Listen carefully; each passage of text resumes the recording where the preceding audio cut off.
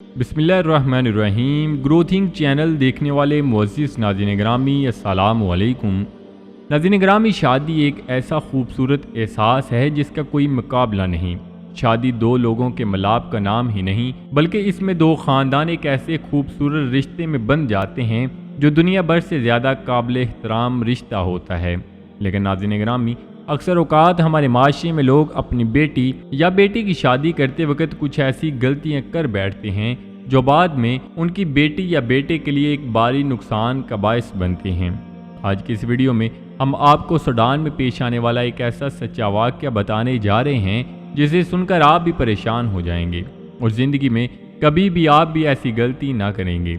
इसलिए इस वीडियो को आखिर तक लाजमी देखिएगा और नए आने वाले दोस्तों से गुजारिश है कि चैनल को ज़रूर सब्सक्राइब कर लें और साथ लगे बेल आइकन पर लाजमी क्लिक कर दें ताकि मुस्तकबिल में अपलोड होने वाली वीडियोस का नोटिफिकेशन आप तक बर वक्त पहुँचता रहे। नाज़रीन ग्रामी, ये वाक़या सूडान के शहर मालमू में पेश आया। मालमू शहर का एक गांव जिसमें सलीम नामी एक शख्स रिहाइश पजीर था जो गांव में सबसे ज़्यादा अमीर था और गांव के सभी लोग सलीम के अमीर होने की वजह से उसकी इज्जत भी किया करते थे, जो आजकल हमारे माशरे में आम हो चुका है। एक अमीर को झुककर सलाम की जाती है और गरीब को दुत्कारा जाता है, जो किसी भी कौम की ज़हनी गुलामी की एक मिसाल है। नाज़रीन ग्रामी, सलीम की शादी को 25 बरस गुजर चुके थे, लेकिन उसके यहाँ कोई भी औलाद न थी और वह इस वजह से बहुत ज़्यादा परेशान रहता था कि मैं एक अमीर शख्स हूँ और मेरे पास बेहिसाब दौलत है और गाँव के सभी लोग मुझसे डरते हैं, लेकिन अगर कोई भी बेटा या बेटी पैदा ना होगी तो ये दौलत कौन संभालेगा और इतनी बड़ी वरासत का मालिक कौन बनेगा। उसने बहुत से इलाज भी करवाए लेकिन औलाद से महरूम रहा।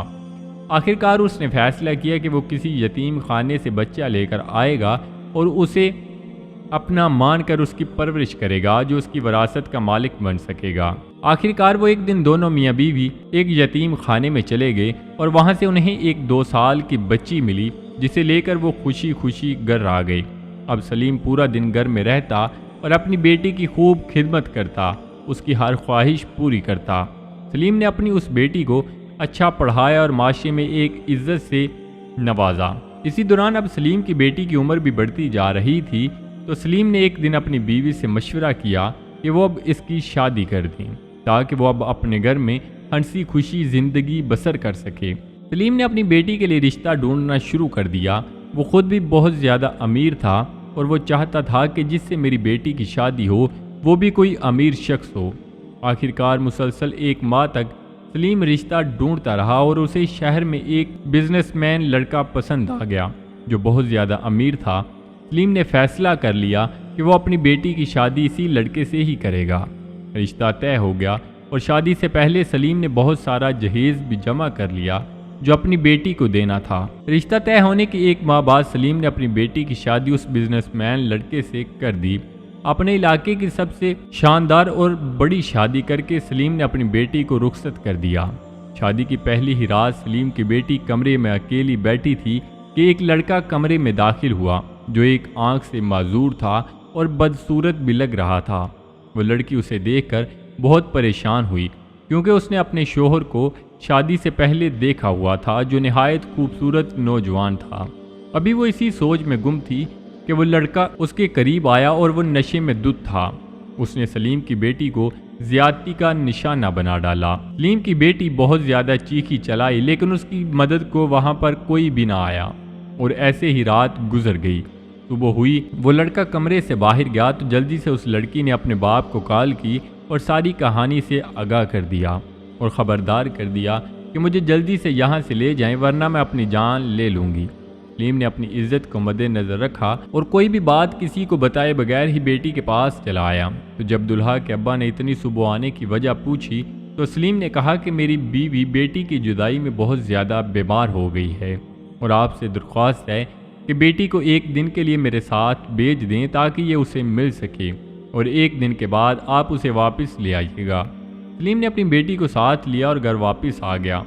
2 दिन के बाद सलीम का दामाद अपनी बीवी को लेने सलीम के घर पहुंच गया तो सलीम ने उसका अच्छा इस्तकबाल किया और जब उसने सलीम की बेटी को साथ घर चलने का कहा तो सलीम ने अपने नौकरों से कहा कि उसे एक कमरे में बंद कर दो और इसकी आवाज़ घर سے باہر نہ جائے۔ اس لڑکے کو سلیم کے گھر میں بند کیے ہوئے جب 10 دن گزر گئے تو اس کے والدین سلیم کے گھر آ گئے اور آ کر اپنے بیٹے کا پوچھنے لگے تو سلیم نے اپنے نوکروں سے سب کی خوب پٹائی کروائی اور اس کے بعد پوچھا کہ آپ نے میری بیٹی کے ساتھ ایسا کیوں کیا ہے؟